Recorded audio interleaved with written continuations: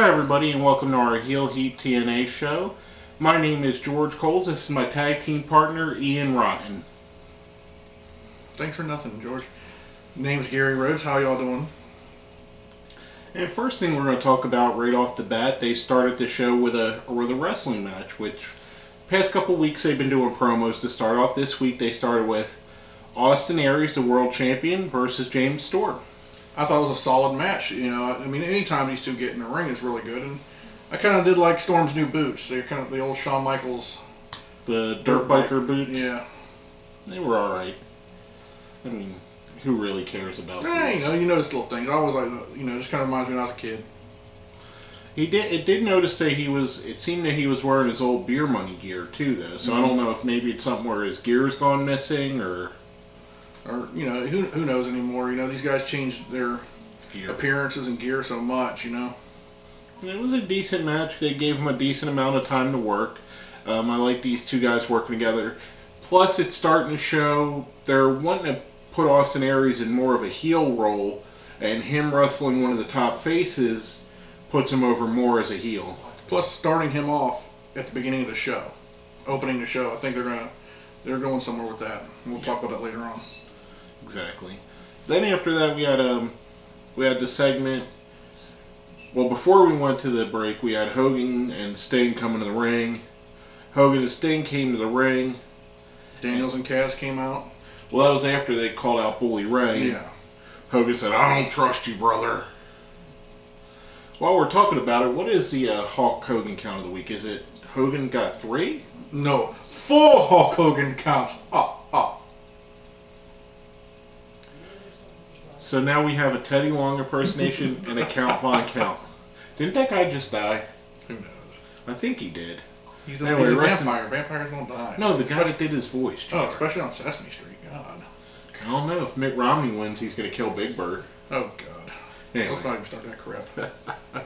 But they had them coming out with a pretty good segment. Basically led to a match with Bully Ray and Sting versus Kaz and Daniels later on. And I like Daniels and Kaz. I tell you what, they are one of the high points of the show. I like them as a heel tag team, and they really work good together. I look for them to break them up soon. What did you think? That's all it works. What did you think about Kaz saying to Hogan and Sting that, "Okay, Heath and Thunderlips"? Dude, I laughed hard. I tell you what, I like the way he's calling them out on their rip-offs and former personas. Exactly. It was a decent segment, which led us to the next match of the night, AJ Styles versus Supermax Hernandez. I didn't really like the match too much, to be honest with you. It seemed a little... to me, Hernandez has regressed. There was a time where he was on the upswing, he was an up-and-coming talent, and someone that I seen that could have been a champion there, and, it's... Well, they're putting him as Chavo's do-boy, first of all, a guy that's not worked for the company, it's just living off of his last name, the family legacy. You can hate me for saying that all you want, but, he's just got, Chavo's just gotten lazy and relied on his name. Exactly.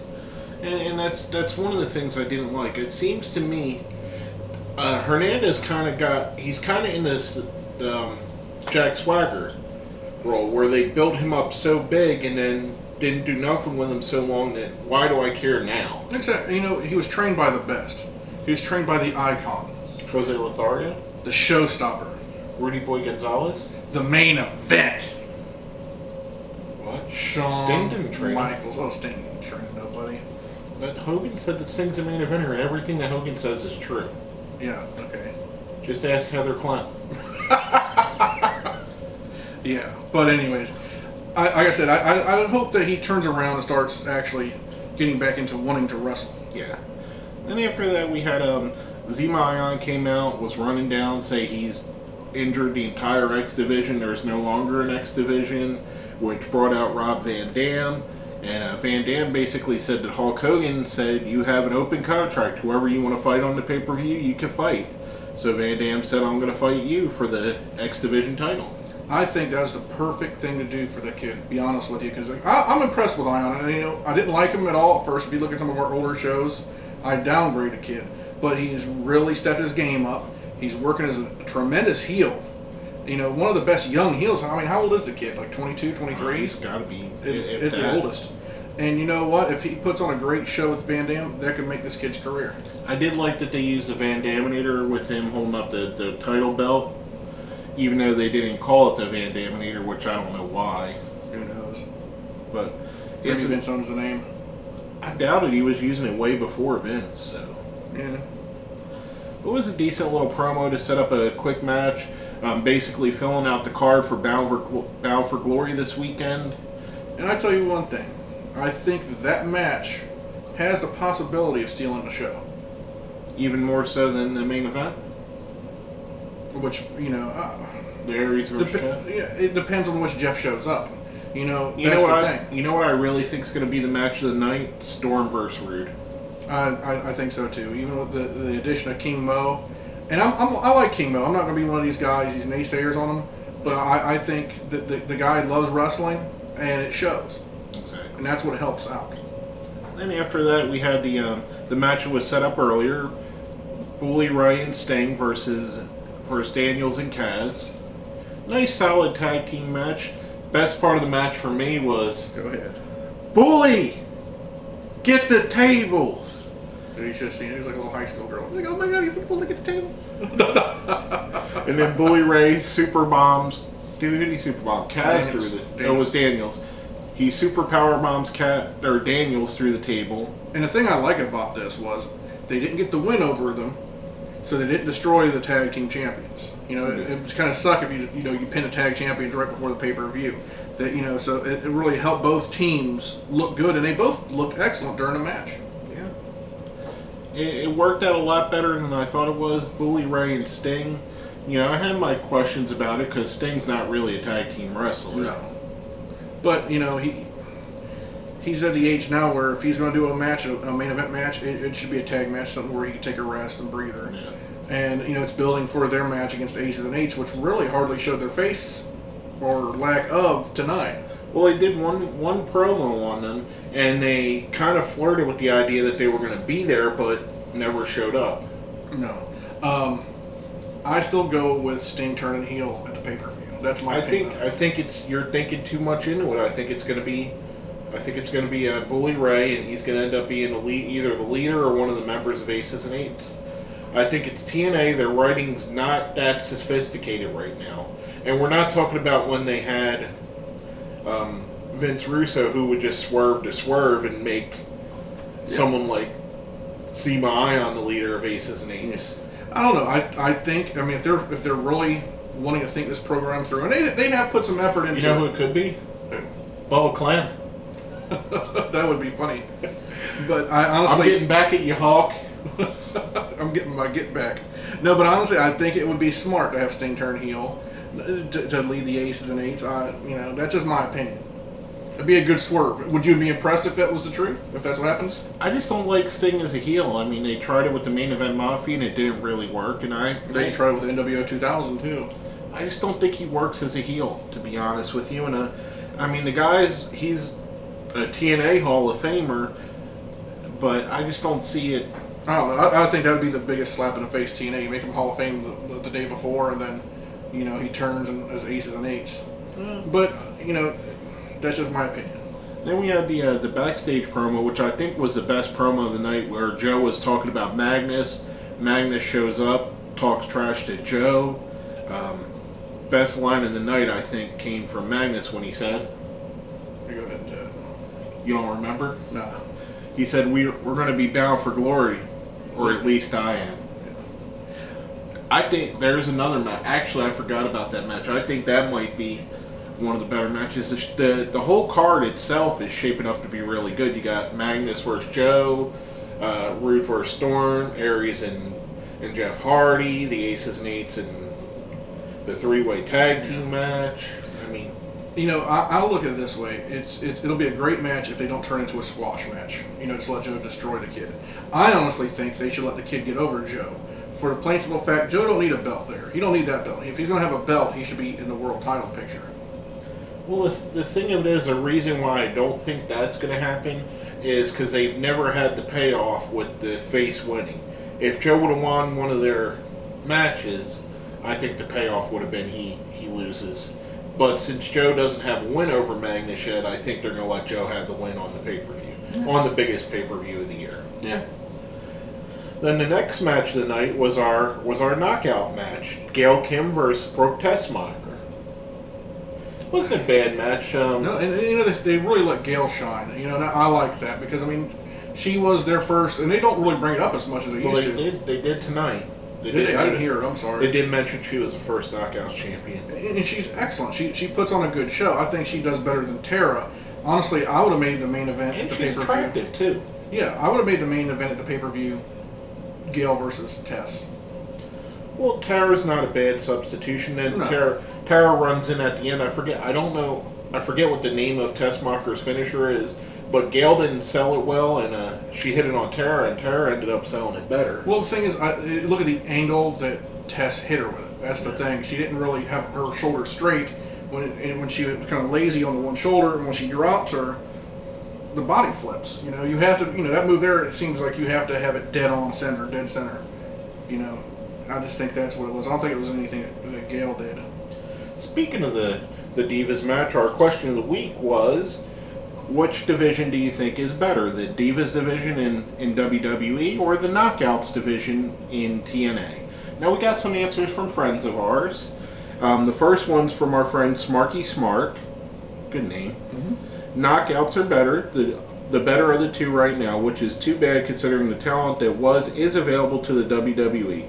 Hopefully Sarah Del Rey will train a new batch of good divas because they're losing talent left and right. And they are. I like that idea. I really like Sarah Del Rey. I don't know what her role is going to be. I know she's a trainer right now. I don't know if she's going to be on air talent. Maybe they could work something and bring Karma back. But I like that idea. Maybe Beth Phoenix after a couple months will come back. But that was a good opinion. And then our next one's from our friend Lou over at the Deadly Sins. I would have to say Knockouts because they actually have women who can wrestle. And also, as a plus, Gary, keep doing the Teddy impersonation, dude. Paul busts my chops for using the Christian Bale Batman voice all the time. Which, if you watched our WWF show, that's why I read Paul's comments in the Batman voice as an inside rib. But, it seems that people like your little silly gimmick.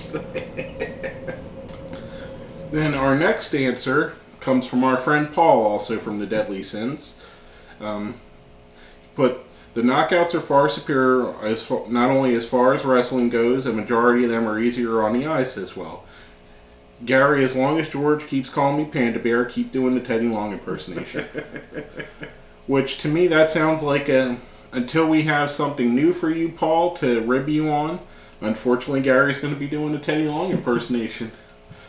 Because I'm not tired of the Mr. Pandaria disc yet. I might run through it, but it works for you, man. Paul Panda Bear Pickett. Oh, yeah. You want to go ahead and do it now, since they seem to like it? I'll wait for a little point in the show. I like to sneak it on you. When you're expecting it, it just doesn't seem as funny. Yeah. What's your opinion, the Knockouts or the Divas? Which one do you like better? I want to go with Knockouts, just for the plain simple fact, because they're not great talkers. You want to see them wrestle and get the matches going, and if they have a good match, watch it. If they want to have a shitty match, just to get it over with quick. And it seems to me that WWE was better when Finlay was doing the Divas, the Divas. When he was training them? Exactly. Not doing them. That was CM Punk's job. Nice. But honestly, they worked a lot better with him training them. I honestly think they put on better shows. You had a better array of talent. And the thing is, I didn't think that Bellows would have been a big loss when he left, but actually I think they have been. Beth's going to be a huge loss if she leaves. And she still denies it, but, she's leaving. And I think that the whole Karma aspect, when she was there, or if you want to call her Kong, I think she would have flourished there. I don't think her weight would have worked against her. I think it would have actually helped her because she would have been the Divas champion. Something different. Exactly, and that's what you need. And I'm agree with everybody. The Knockouts are the better division.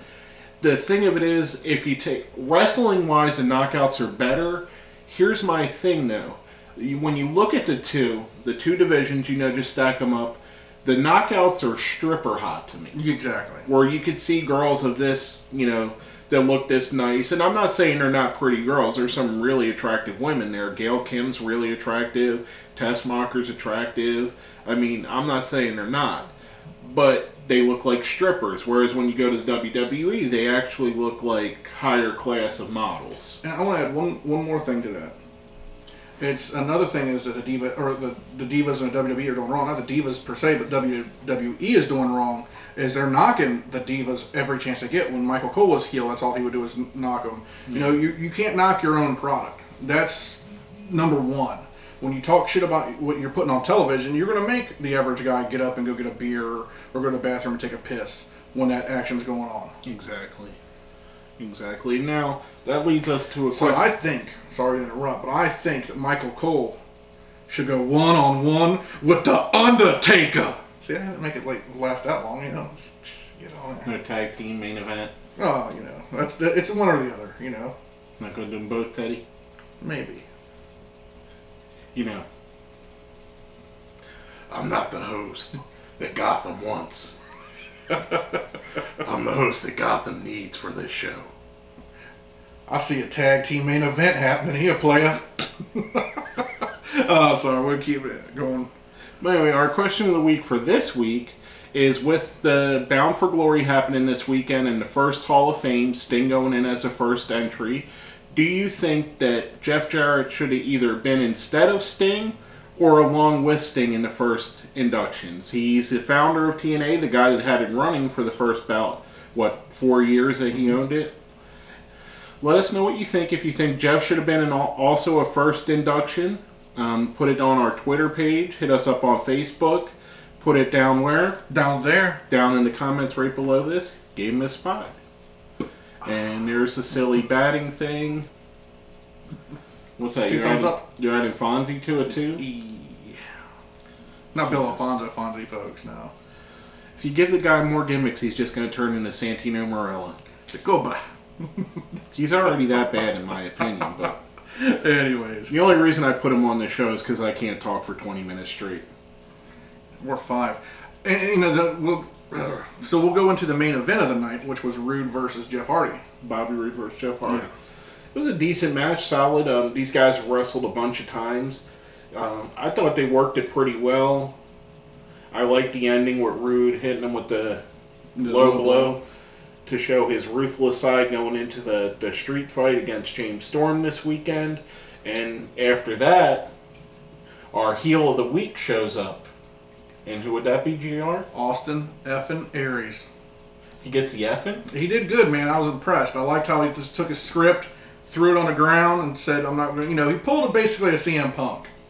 Yeah, but is that part of the script, though, that he throws out the script? Who knows? But I like the idea of it. You know, if they're going to turn a guy heel because of Jeff Hardy, because Jeff Hardy is almost the equivalent of their Cena. Yeah. You know, and he did make some solid points, the same points that we've been pointing out for a long time, that TNA does cater to Jeff Hardy. Exactly, and they're not wrong to, because he's their biggest merchandise seller. People tune in to see Jeff Hardy. I mean, they're not wrong catering to him. I just think with all the failures that he's had, that I wouldn't put him in a criminal record and stuff like that, you know? Yeah, I wouldn't put him in a main event person of interest. I mean, you got guys there like Joe, Angle, AJ, that are all main eventers and main event talent. Jeff, I don't mind him being on my show. I don't think he's that horrible of a guy. I don't like when he goes over on people I don't think he should go over on. Well, you know what? The whole thing with Bully Ray and Sting making the tag match against Ace and H, still putting Bully Ray into a main event spot, kind of does make up for the fact that he's out of the world title picture. I think it would have been better with Bully Ray. That's just my opinion. I think it's only a matter of time before Bully Ray does get the world title there. I mean, he's probably one of the hottest acts they have. He is. Other than, I mean, I think it's him, Rude, and Aries are pretty much their three hottest acts. Mm-hmm. And the thing is with Jeff, it does get on my nerves that they keep letting him get over on guys that he shouldn't be getting over on, because you're turning the company into a machine, just like WWE does with Cena. You know, you keep letting him get over on all these other guys that deserve a push or deserve that spot, and people are getting fed up. And, you know, the only reason I watch wrestling is because I'm a fan. You know, trust me, there are certain points where I just get so pissed off when Cena wins or even Hardy wins, it's just like, shit, I just want to turn this freaking thing off and not even watch it no more. Yeah. And it's really good that they got a guy like Austin Aries as a world champion. I think he's been a solid champion. He had a solid build, even Bobby Roode before him. I like the change. I like the new guys getting their shots. And I like I said, I do understand why you want to put Jeff up there for marketing purposes. People buy DVDs, buy the pay-per-views to see Jeff Hardy. Don't get me wrong, I understand the aspect of him being there. I just, for all the other crap that comes along with it, you can like a guy all you want. It's kind of like, and to show a parallel, my favorite football team is the Philadelphia Eagles. Our quarterback is Michael Vick. Now, for all the great stuff that Michael Vick does, the 60-yard runs, the 80-yard bombs, he also has the most interceptions and fumbles. So you kind of take the good with the bad. I mean, you get all these awesome wins, but you also lose a few matches. And I think the same thing with Jeff. You get these fans coming in, but you also lose interest in fans that really give a crap about what's going on. So before we close, your opinion, who's going to go over, Jeff or Aries? I think it has to be Aries. It has to be to me. All right. If they kill Aries, I think they kill his push altogether. Exactly. You know, he's only defended the title on pay-per-view twice. Yeah. Well, that's pretty much all I have. Do you have anything else you need to add? Well, this has been our Heel Heat show for TNA this week. I'm George Coles. Gary Rhodes. And have a nice day.